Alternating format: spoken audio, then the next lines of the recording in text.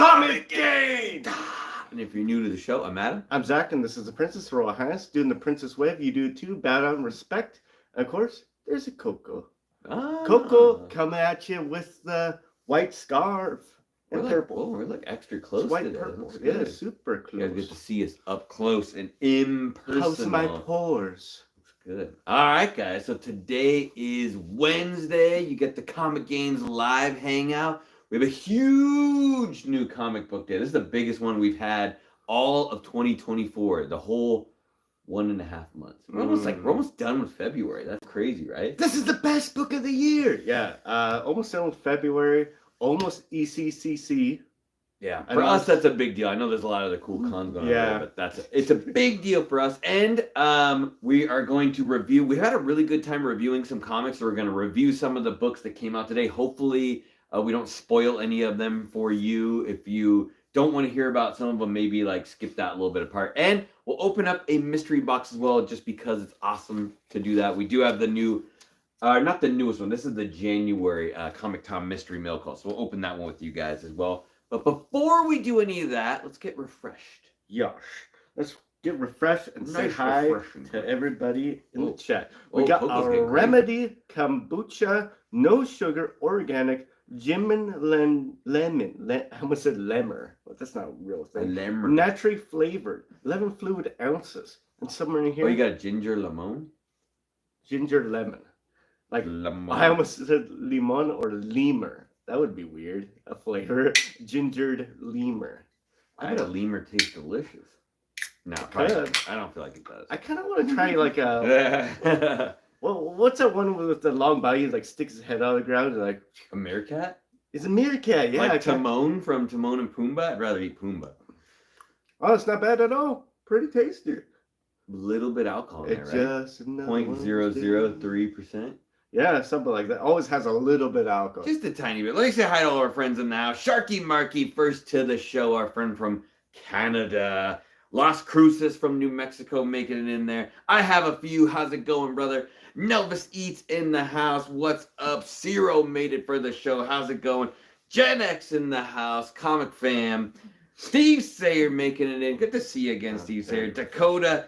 Oh, Dakota's in the house. Oh, wanted to know what you were drinking? So we get, Zach. Yep, Zach's got it. Milt's digging the glasses. And our good friend Comics with Bueller is here as well. Prairie Dog in it. Ooh, we got Taylor Winder, our moderator, is in the house. The backup moderator. It's rigged as always, guys. So, bunch of really cool books that came out this week. I'm digging comics right now, especially. I know a lot of people have been saying Marvel's just hitting them out of the park. Ultimate's been really amazing if you guys aren't reading that. And Avengers Twilight is killing it as well. There's some other good books. We'll get into those as well. DC's doing good. I wish I read more DC. Otherwise, I would give you guys my insights on DC a little bit more. I know they're doing some good things over there, so I just don't read them as much as I should, right? Adam, what? Do Avengers sparkle? They do. They do. Sparkle. At least the vampires do, right? And do they live in Washington at Forks? Mm-hmm.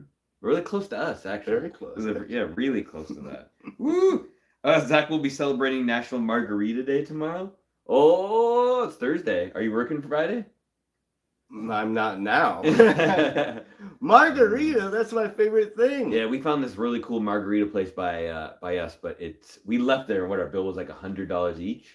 Yeah, it's expensive. But they got like 100 margaritas on there. That's true. Something like that. It's crazy amount. All right, let's get into some new comic book day, guys. I got to grab the books there behind me. My back hurts. Let's see.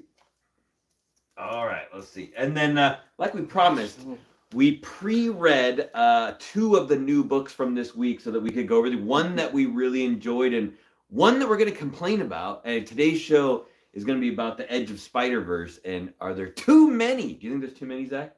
You haven't even really read them all, and there are too many, right? There's too many. I read that lady's first appearance, Spider-Gwen's first appearance. That was a bad read. It was a bad read. Yeah, another Edge of Spider-Verse came out today, guys. Ooh, what can you tell us about the Mantle books? I was going for Edge of Spider-Verse characters from the Spider-Verse. Ooh, complaining about good old 8 Eyes. Oh, you did read it. Okay. Yeah, I thought we'll get into that, Taylor, but It did not dig the new character at all. Yeah, there is a new character as well. Smash hit. Let's talk about some other stuff real quick. We'll save that review to the end. Kicking it off, we got Captain Marvel issue number 5. Weeks. Pick this one up. Ooh, hey, Johnny Robinson, what's up? This is a lot of people. This Alyssa Wong is writing this book, and I know some people are talking about this. We have some friends in the community. There's a new character, Yuna Yang, who got introduced in the first issue, who I thought was really cool. She has a pair of Negabands, or one Negaband, and they're just kind of going on some stuff. I will admit I missed issue 3 and 4, so I'm going to go back and find those, but I was really digging this character enough that I went back and got issue 1, got issue 2, and now I'm on issue 5, so we'll see where this goes, but I didn't see her. They don't even recognize her in Key Collector as a character yet, so someone needs to fix that. She is pretty amazing in there as well. Well, let Zach say hi to the new people who popped in. Hi, Lon Espinoza. Hope to see you at ECCC. I'm going to be saying that until ECCC. Emerald City Comic Con. I hope to see you and have a drink. I have a few issues. Welcome in. No, I'm bad at this. I wasn't expecting it. Well, welcome in everybody that came in, since Adam welcomed everybody else. There you go. All right. Next up, we got Walking Dead Deluxe issue number 83, No Way Out, part 4. Yeah, so as you guys know, every few weeks I get another issue of The Walking Dead Deluxe. Reading this from the beginning in the color format, and I'm digging it. If you guys didn't know, also at the end of all the issues, they have they just started doing this. It wasn't in the beginning, but they added in like a random cartoon version of The Walking Dead, where retells a small portion of the story in this funky kind of funny cartoon. It's interesting. Emmy Comics in the house. What's up? And we have a record breaker that came out today as well, guys. Spawn 350. Every issue breaks a record, but there's a lot of cool issues that came out with this one. I decided to pick it up. I got the McFarlane cover. I can't remember who did issue A, but there's a new ruler in hell is the significance to this book. And I'm just going to say this out there for you guys as well, too. I've noticed that it's harder to order Spawn. It's harder to find it. And I feel like less people are getting it since issue 300. So I think we're kind of going back to that point where there's going to be lower print counts and nobody's really saying anything right now. So I'm not 100% saying it, but you might want to start looking at Spawn again. Maybe snagging a few issues here and there. Maybe I just let everybody know. Yeah, especially if a movie or TV show is going to come out once again in the near future. Ooh. I know they've been trying to do that for a while. Steve was asking, do we read the Energon universe? I'm reading Transformers and Void Rivals. But I'm skipping G.I. Joe and Cobra Commander. I did not read any of those ones. And Milt's saying he's 10 issues behind The Walking Dead Deluxe. Yeah, it's getting into a really good arc right now, Milt. Speaking of, I'm trying to branch out a little bit into some DC. So we got John Constantine Hellblazer Dead in America, issue number 2. This is the Black Label one. It's written by Simon Spurrier, and I know I've touched on this before. He and Campbell did this book a while ago, 5 years ago or something like that, maybe 4 or 5 years ago, and it got canceled partway through, and everyone was really upset because the story was really good and they wanted to hear more about it. Well, the people heard their complaints and they brought it back. So it's they brought the story back. I did not read the original one, but I kind of wanted to jump into some Constantine stuff.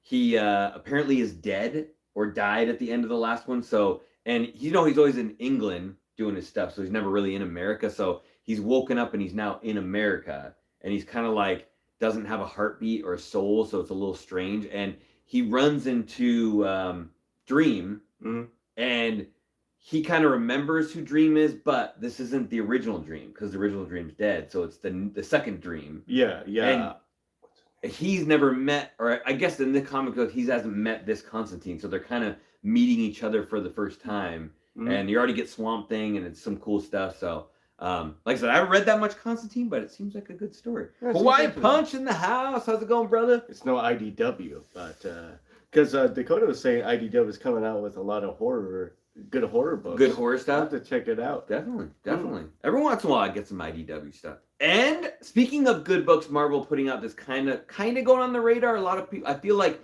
they wanted this to hit hard, and it's not hitting where they thought. But we got Gods issue number 5 coming out. Coco's digging in the carpet for some reason. We got this is also Jonathan Hickman. So they've created a new character named Wynn, and he's sort of like the Marvel Constantine. Mm-hmm. He goes around and like kind of battles like upper level bad guys, and there's like 2 different factions like that are kind of going against each other. Well, Coco's really going to town. Yeah. I like the book a lot. It's sometimes Jonathan Hickman can be really confusing in his writing, mm-hmm. and I feel like this is going to read a lot better in trade format. Like reading it week after week, I'm kind of like, there's so many new characters, and like they created like basically this whole new world, and the only thing you have to hang on to is that Doctor Strange is always there hanging out with hey, Coco, stop it. I don't know what she's doing. She's going down on the carpet. Sorry guys, we're doing live, but Coco's like digging a hole in the carpet. Wow. But I recommend the story. I think it's going to have like really cool stuff that happens like in the Marvel universe, but it's kind of hard to follow if you're just reading like issue by issue, if that makes sense. It's not as, sometimes he writes that way, sometimes he doesn't. Next up, we got Incredible Hulk issue number 9. Mm-hmm. It's the Daniel Warren Johnson. A lot of people are digging this Hulk run a lot. There's back to like the old school Hulk ways where he's sort of like a brooding monster, and just kind of like just a bad guy shows up, he turns into Hulk, smashes him, kind of like, oh, you know, like not smart ways, I guess you'd say. And when he turns back into Bruce, they don't like each other. And there's a brand new character in this one. Can't remember what the name of it is though. I don't know if it's gonna be. I doubt it's gonna be important because he's basically beating all these like minor bad guys and waiting to get to like the final boss, and it has not happened yet. So we will see. Might be a while. And I know I mentioned this before. There's a lot of new comic books this week, but I got back into liking this one. So we have Marvel Superheroes Secret Wars Battle World issue number 4. I think there's only 4 or 5 issues in this series. Number 1, I didn't like at all, and then I read number 2 and I liked it, so I'm sticking with it. It's basically like the side story from Marvel Superheroes Secret Wars, and it's something that happened in the past, and it's basically like, here's a group of heroes. You got Spider-Man, Human Torch, you got the Falcon, a bunch of other guys. Then you have a group of bad guys. You got like Baron Zemo and whatnot, and they're basically battling each other in this side mission. And the caveat or the side twist to it is that the Beyonder tells the bad guys that if they lose the battle, then he'll destroy Earth. And he doesn't tell the good guys that. So like they basically have to duke it out, and the bad guys are like actually trying to win, so because they don't want their Earth to be destroyed at the same time they're battling the good. So it got really interesting at that point. So there's a bunch of cool stuff. The name change. What is up? Hola. Hola. Anyways, I like it. It's a quick short story. I don't think it's gonna be like, you know, groundbreaking or anything amazing, but it's kind of fun to read like a Secret Wars story that you didn't get to see, right? Right. There was so much going on in Secret Wars. Maybe we missed something. Maybe Deadpool was there the whole time. They did make a side story for that. Oh, they did? Yeah. I know, I'm just kidding. I know they made that. Stupid. We've got Rise of Powers of X, issue number 2. We got the, this is coming to the conclusion of the Krakoa era of X-Men. I went back and read House of X, Powers of X, the original one that came out 3 or 4 years ago. Kind of like the kickoff to the whole story, and now they have the same thing happening again. There's the finale. There's 2 books coming out. Was it Rise of Powers of X and Fall of House of X at the same time? Mm-hmm. Fall of House of X is happening in current time, so you have like all the stuff going on that's happening like right now. And again, the Rise of Powers of X is happening in the far distant future. So you have a whole different team, whole different group of guys. Rasputin is kind of the main character again. She's a really fun character. We got her introduced in the beginning. She's like an amalgam of a bunch of different mutants. So it's kind of like, that's what they were able to do, is as they clone them over and over again, they could mix the DNAs together, and that's what Rasputin came out as. And I think she is going to be a long-lasting character, so it might be a good idea to go back and get her first appearance. It's already like more expensive than a normal book, but yeah, I don't think it's as looked after as it should be. A lot of variants. Yeah. A lot of variants for that book. Baki in the house. How's it going, Baki? Yeah, here we go. Century number 3 came out, and I did not read number 2. I'm actually gonna go back and get it, but this one was cool as well. We were all confused because Century got killed by Noel, so we were all wondering like, how is they gonna have a Century book? And what they did was his power got dispersed among all these other characters, all these other just random people, and now some of them got different powers depending on who they were. And as that happened, one of them decided that if he kills someone else with the Century power, he absorbs their power. Oh, okay. So like they're kind of like all fighting each other to gain the power, I guess. So I think in the first book they only introduced like 3 of them, and one of them got killed already. So you kind of get to see. I guess there's going to be more, right? Yeah. Wait, is that Dream character like Daniel Hall? Yeah. Were you just thinking of that right now? I was like, wait, it's Daniel something. And Milt's like, please end X-Men and let's start over. Daniel Hall. A lot of people are saying that. It's actually, if you read that Krakoa, the first one, House of X, it's really good. It's really good. I like some of the stuff they're doing. They are going to end it and they are going to start over. So maybe they'll go back to the mansion. Who knows? I mean, they basically like destroy Krakoa itself is like in jail, I guess, which is weird because it is kind of like a tree guy as well as like an island at the same time. So interesting. Interesting. All right. We've got Spider-Boy issue number 4, Dan Slott. I love Spider-Boy. I know a lot of people were like indifferent about the character. I just like him. He's fun. He's interesting. He has extra eyes too when he gets angry, but he looks cool when he does it. He doesn't always have extra eyes, but it's like he grows. Depending on the battle, if he gets worked up, he gets fangs and he gets extra eyes. And he kind of looks like more like his mouth opens up and he has like fangs and stuff. But he's cool. For some reason, this book has the first appearance of Boy Spider. Don't know what that means.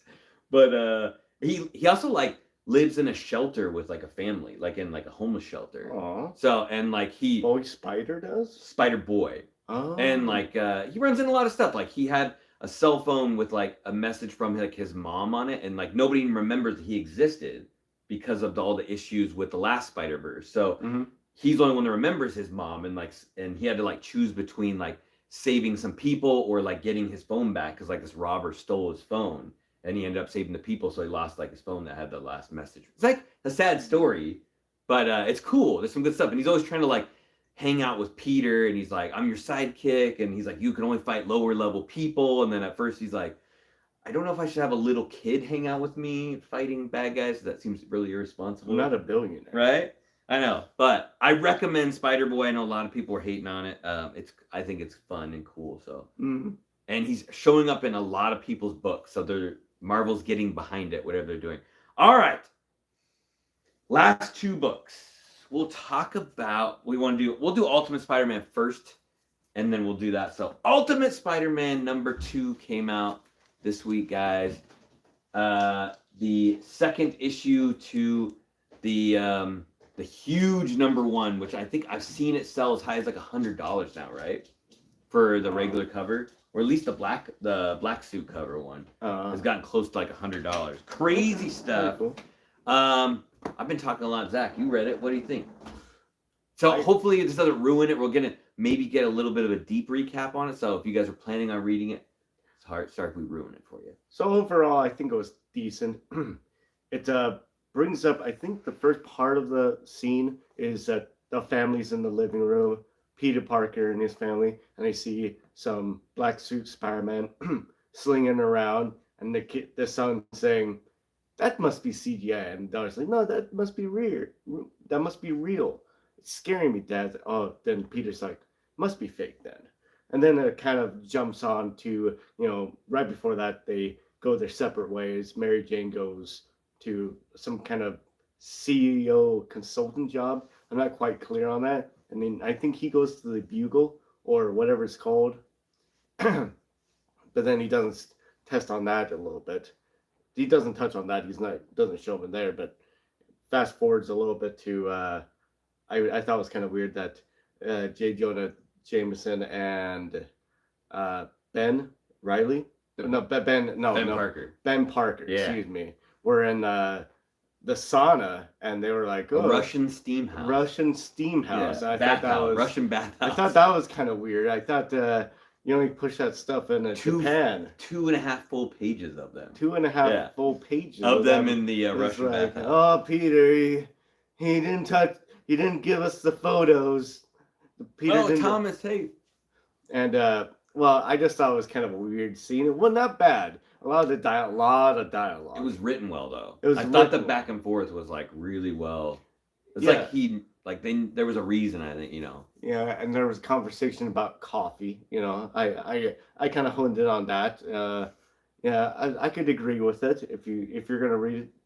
Yeah, comment down below and say, do you agree with that? Do you think it's healthy or not? Anyways, fast forward. Talks to there's Kingpins, like, hey, there's people coming after me. The whole thing's about people coming after the Kingpin, but it doesn't show him in a fight, and he's talking to the people that put him in charge, the people that are at the very top, and they decide that Kingpin and X amount of other people have their own like regions, but they will be on the top. They're the main bosses. So all of this, all the books are gonna come around this group of villains that run the world, and then all these secondary villains is what I'm kind of seeing. And yeah, and of course Spider-Man the black suit, he fights the Shocker. Yeah, big reveal though, he's wearing the black costume. Yeah, so I mean, like they kind of alluded to he could be wearing any costume at the end of the first book, and he's definitely wearing a black costume. It's a symbiote for sure, because it's like folds in and folds out. It's not just a regular suit. It's a symbiote. You think it's a symbiote? Yeah. How is it coming off and coming on? Like, I don't know. Could be like nanotech. Yo, yeah. He just Well, anyways, sorry. Anyways, so he fights the Shocker and this and that, and you know, kind of goes. He's kind of new. He's running into buildings, running into cars, and he's finding out that he has a lot of resilience for being hurt. So that's a kind of a plus. Still feel the pain, but you can get back up again. So he fights the Shocker twice. First time, he gets tricked pretty badly. Second time, he kind of whoops his butt a little bit, but then he gets tricked again. I was like, it's just like a brand new Spider-Man story with a spin-on, like an origin story with a little twist. But probably one of the better written stories I've read in a long time. So it's a pretty solid story. Pretty solid.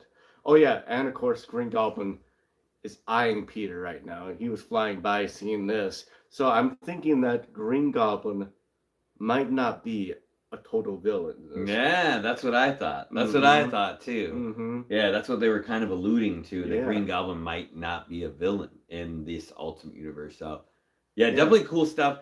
Like they mentioned, clearly Mary Jane doesn't know he's Spider-Man yet, so he was like keeping that a secret. Remember when he was like going to work and she's like, "Oh, you're starting to look a little like stronger. Have you been working out?" And he's like, "Oh, no, I know nothing." You know, like and like no one in his family knew that he's been doing this except at a part in the story where his daughter actually sees him come back in with the costume on, and so he's like, "We'll just keep it a secret between me and you." So that was cool, and I thought it was a nice nod to the original Ultimate Spider-Man. If you didn't read that story, one of the characters he battles all the time and whoops the crap out of, and it's kind of a joke character throughout the original run of Ultimate Spider-Man, is the Shocker.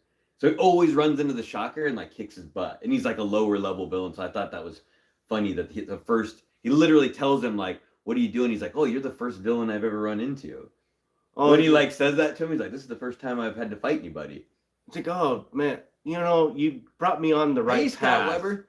I'm glad that we met, and now I can find other ways of making money and all that. And they're like, "Oh, so that's pretty awesome. What's your name, buddy?" "I'm the shot," and then he shocks him. Yeah, knocks him off this building. So stupid. Definitely good. And then you kind of got like when you're reading it, you got this feeling when they were doing the Kingpin thing, Scott Weber, where he was like, "Yeah, I keep getting attacked like at my place," and even like when Jonah and Ben were talking about, they kept saying like someone was attacking the Kingpin. It's happened like 3 times this week, and in your mind you're thinking like it's Spider-Man attacking him, you kind of think, at least that's what I was kind of thinking was what they were talking about. And which they officially have not said they didn't say what his name was, you know, like, no, but you find out kind of later it's Green Goblin who's been, because they say the guy on the glider, and Kingpin even calls him a vigilante too, calls Green Goblin a vigilante. So, woo, Liger, what's up? So it's interesting. It's really cool. And the guy with the beard and the long hair was Captain Britain, who was like giving him the orders. So he had a missing eye too. There was another guy with a missing eye. Yeah, I don't know who that was. Wasn't there two people with a missing eye? There was Captain Britain had the long hair, and then he's like, "Yo, if you need help, there's like resources here," and he points to that guy with the eye patch. I'm not sure who that was. But I thought Captain Britain had a messed up eye too, but he didn't have an eye patch on. Maybe. I could be wrong. Yeah. So Betsy Braddock could be in there. She could be a bad girl though. I hope so. She might have already been in the other one, Ultimate Universe. Okay. But we'll see. Anyway, still amazing. Princess read it too, so maybe we'll have to get her to like write a blog on Instagram about it, tell you how she feels about it. But good book. Still, they're setting up really nicely. It's fun to see like basically him being introduced to his powers again, and not making it lame. You know what I mean? Like they could have made that like, oh, he's like, I'm sticking to walls, or you know that. They didn't explain how he got web shooters, so it must be coming out of the suit. Which I don't know. You guys will have to let us know in the comments if you thought it was a symbiote or if you thought it was like a special like nanotech suit. Because it was weird the way the mouth went away, it almost crumbled. Yeah. You know, it was like little pieces were like flaking off. And when his head came, the mask came off, it like crumbled off of him. So I mean, it could be nanotech. And it had like a weird texture to it too, like where it was like kind of almost like a 3D printed, didn't it? Yeah, like a 3D printer. Could be. Real James Willie. Interesting thing is that they probably stole that from the maker. So maybe the maker was making like a. He did have the real symbiote from the Ultimate Universe is synthetic. It's made. So the Venom symbiote from the original Ultimate Universe is a synthetic. It's not an alien. They like created it in a lab. That's pretty cool. Yeah. And it's one of the things in the Venom book where he actually like was able to take that symbiote like cross different dimensions with it. Yeah. So that could be. I like nanotech premise. Yeah. Nanotech. All right. Good book. Check it out. Speaking of kind of a bad book, but we got behind us Edge of Spider-Verse came out this week, guys. #1, and they introduced a brand new character, as well as we got a Scotty Young to go along with it. Woo. I have 2 hours to drive comic store and get 2 issues. There you go. It's worth it, man. It's worth it. Oh, Guy Forge, what's up? So, Glenn, how's it going, Glenn? Hey, Glenn. So you got both. This is cover A. It's got the new character on the front, and then you got the Scotty Young, which doesn't show the new character because maybe Scotty's like, that new character's lame when he drew it. So I don't even know. This has got to be like the 4th Edge of Spider-Verse they've done. Yeah. I think I want to say the 4th one. The first one's good. I read the whole thing. You guys know they introduced like Spider-Gwen, and if you guys know how the whole thing works, there's basically like the main continuity run, there's Amazing Spider-Man or whatever, and they have the ongoing story, and then basically these Edge of Spider-Verse ones are tie-ins, or they're almost like a Marvel Spotlight where they're introducing new characters, and they rarely have anything to do with the story. So they're like, here's a single one shot of this new character, and like, do you like them? Do you not? Was it a bad idea? Which is kind of cool. Maybe don't waste your time with a whole bunch of crappy #1s, but they're hit and miss sometimes, you know, depending on how it goes. And we just had one last year, and I thought it was pretty good. The main story ran in the regular Spider-Man book, and then they had those Edge of Spider-Verse went along with it, and each one had like massive amounts of new characters. You got like the Tyrannosaurus Rex Spider-Man, and then there was a bunch of new ones that went along with. Hey, that new Spider-Man ain't too bad. Weapon 8. You like the weapon? Anyway, so they just created a new one, and they kicked it off with this issue. So it starts out, you got Weapon 8 is the first story, then you have Spider Bite is the second story, and then you get a kind of decent Spider-Man 2099 story at the end. I like the 2099 one, kinda, just because it tells you what the heck is going on, but Weapon 8 is a weird character. He's basically Peter who's been taken over by the Weapon X program, and it's in an alternate universe. So they give it the multiversal code. I can't remember what number it is, like 723 or something like that. But he's basically hunting down Wolverine because he disobeyed the group. He beats him up, burns him with napalm, and then they tell him, okay, we need you to take care of the first weapon one, who is Captain America. Like, we need you to kill that guy. And at the time, you realize like he doesn't know his own name, so he's like really interested in learning who he is. So as he's fighting Captain America, he pretends he's gonna like lose to him, which is kind of crazy. And Captain America like whoops on him a bit. He actually like smashes his goggles, and then you get to see his face is all like not cool looking. Like he's got like a whole bunch of extra eyes, and I don't know. He's not very desirable looking character, and at that point he basically says to his handlers like, if you don't tell me my name, I'm gonna like lose to Cap. And then they're like, hey, your name's Peter, and then he like kills Cap. He like stabs him in the top of the head with his like stinger, and you're like, okay, and then that's it. It just ends.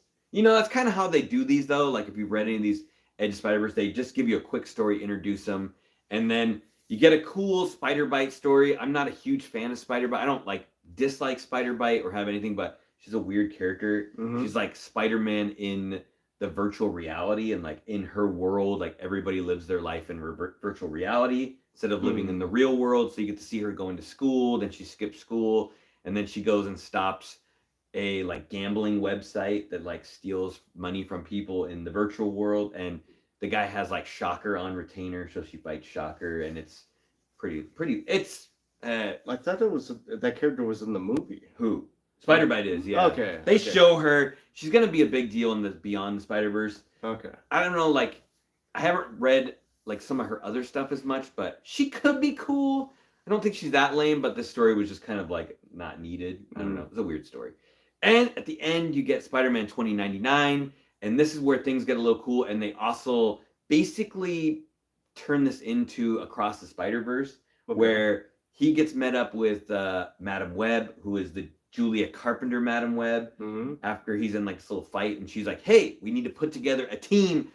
Spider-Verse is happening again. And he's like, again for the fourth time? And basically she's like, we need to put this thing together, and we're going to call it Spider Society, which I'm pretty sure that's the name they used in the movie, right? When she like Spider-Gwen brought Miles to that group, and they're like, here's Spider Society. Like, we're all hanging out, which I don't think they ever used that term before. Now it's canon. Now it's in the comics. And I thought it was interesting that they bring Julia Carpenter. We just had Madam Web, and so they're showing. She always puts together the Spider-Verse team, anyways, or usually some version of her does. Well, she tells him, here's a list of all these great Spider characters that you might want to use on the team. They show like Spider-Ham, and they've got like Aranya, and he says, I definitely want Aranya on the team. She's awesome. So since we just saw her in the Madam Web movie, he says, I don't want Spider-Ham. He's not very useful. And but you get to see there's like Miles and stuff, and Weapon 8 is in that group. So obviously he's like, oh, I could want Weapon 8. And she's like, all right, well, I'll give you a day to put together a team. So before we go on this mission, she doesn't tell him what the mission is or who they're going up against. So he's like, cool, I'm going to go back to my realm. And at the very end, he gets kidnapped and knocked out by a tentacle. Dr. Octopus tentacle knocks him out. And then you just get to see shadowy figures of characters that are standing over him. And they're like, all right, they're putting together a Spider team. We're putting together our own team, and we're going to take them out. And it's like to be continued. Clearly, one of them was Green Goblin. I think they say Goblin. And the other one looked like it could have been Craven's shoulder. Righteous Flipper, what's up? Huzzah. But I don't know. Other than that, I don't know. My guess would be they're putting together some giant Sinister Six team from all across the multiverse. Like the greatest Sinister Six team ever, or maybe Sinister 16 team or something. That'd be my guess. But I don't know. We'll see. Nice. As always, Spider-Verse stuff. You kind of have to get the book. I know these like Spider-Ham's useless because you never know if any of these like new characters are gonna like blow up. I hope Weapon 8 doesn't blow up. He's weird looking, man. It was weird. He needs a retcon on his suit. It never shows face. Yeah, that's a face only a mother could love. I don't know. But Yeah, that's the review of that. I think Princess said the same thing after she read it. She was Garbage. Like, not a big fan. That book was really confusing. And they're like that, they just have like multiple stories in one book. It's kind of it's how it is. It's how it is. But that's how the cookie crumbles, right? It's just the way it is. It'll always be the same. Woo! Getting ready for con season. We are. We're so excited. We have our first con in 2 weeks, and then we'll be hitting it from there. 2 weeks from now, right? Week and a half. Week and a half. All right, big new comic week. Let's check out a mystery box before we let you guys all go on this awesome Wednesday night. We got the Comic Tom mystery mail call. Zach, what's this all about? So it's a mystery box that costs $40 shipped, usually. Maybe it's a little more expensive, but it's about $40. It has 2 to 3 exclusives and a couple of throw-in books that could be really good books. You have a chance of getting awesome books in potentially every pack. They used to, I don't know if they still do, but they used to show, someone randomly gonna get this good book and put in the pack. Yeah, so it's a decent mystery box, and almost all of them are limited to under 3,000 for the variants, virgins, and all of that stuff. And sometimes it's thrown in There's a COA with them, and they've stepped it up a lot. Like, I know the one for February, I think, has 2 Marvel exclusives, and one of them's Avengers Twilight. I think a Peach Momoko Avengers Twilight. So, and as you well know, they're not cheap for Marvel. That's a good. Is that Johnny Marvel Jordan? Exclusives? It looks like it. That's a decent. Not a huge fan of prints, as I've said in the past, just because I don't know what to do with them. But numbered though. Some people like, and they're numbered, yeah. So they're cool. If you like prints and you hang a bunch of prints on the wall, more power to you. Just never found a use for prints. Scott might be going on Friday. Don't forget to stop by Princess's booth for some extra game. All right, we got the throw-in book, which is cool. I like the X-Force hologram Fatal Attractions. If you're going to get a throw-in book, better get a hologram, I've never seen that one before. You haven't?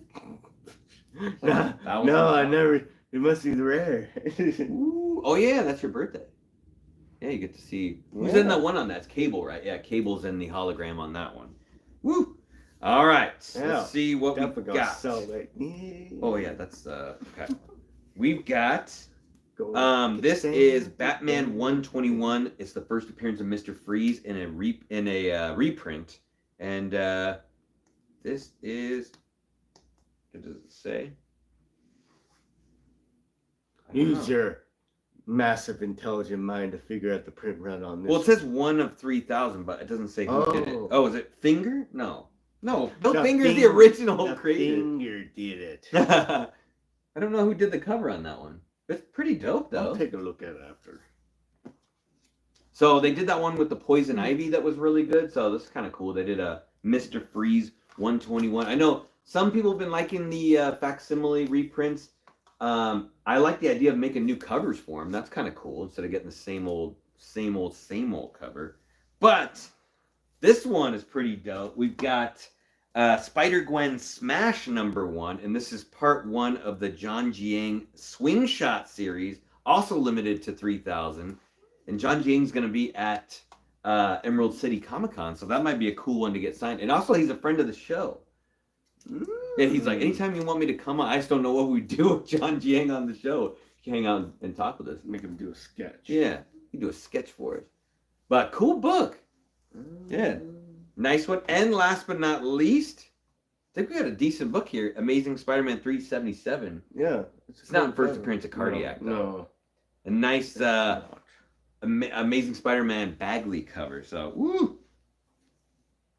Couple of decent throw-ins. I'll take some good books like that. It's not some fodder, right? Not fodder. Not fodder at all. It's not fodder at all. Whoa. I don't know if they have it on there anymore, do they?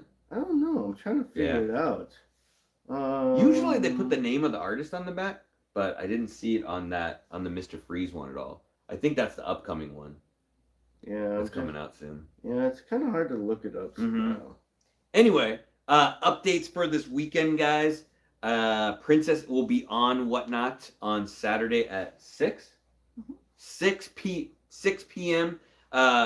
Zach and Adam will not be on again this weekend. We're going to be on the weekend after Emerald City. So we have a thing on there. So it's going to be huge for us since we've taken a little hiatus. We're putting together a crazy lineup. It will all be for your benefit, guys. So make sure you guys come check us out on there. And as always, guys, do all the cool YouTube stuff. Hit the like button, subscribe, follow. All the good stuff out there. Zach, you got anything else? Yeah, you gotta share. And how you do that is you have to be in a comic book, but not any type of comic book. You have to be in a comic book panel. Sometimes in an actual book, and it's you hang out with a tiger that might be an imaginary friend or could be real. I don't know. And then you hang out with the little kid that gets in all kinds of trouble along with those two. I think it's been a while since I read them. That's how you become part of a Calvin and Hodge story. Hobbes. Did you say Hodge? I was thinking of that other with the Fast and the Furious spinoff. What, Clegan Hobbs or Hogs or whatever. Hogs? I don't know what it is. I'm tired. It's all right. It's okay. But guys, really good time to be reading comics. So there's so many good books coming out. Marvel's killing it. DC's killing it. All the indie ones are doing a really good job. So I'm digging. This year is way better than last year so far. We're only a couple months in, and the first appearances are killing it. Books prices are going through the roof. So at least new book prices are going through the roof, I feel like, compared to what they were. It's almost like feels like 2022. There was a lot of good stuff that happened in 2022. 2023 sucked a little bit for comics, so not nearly as good. As always, guys, stay safe out there and get those games. Good Calvin and Hobbes games. Hopefully we see some of you guys at Emerald City. Emerald City Comic. Yeah. See you there. Take care, guys. Let's get a couple drinks. Later. That's Rose City. Hey, I can drink anywhere I want.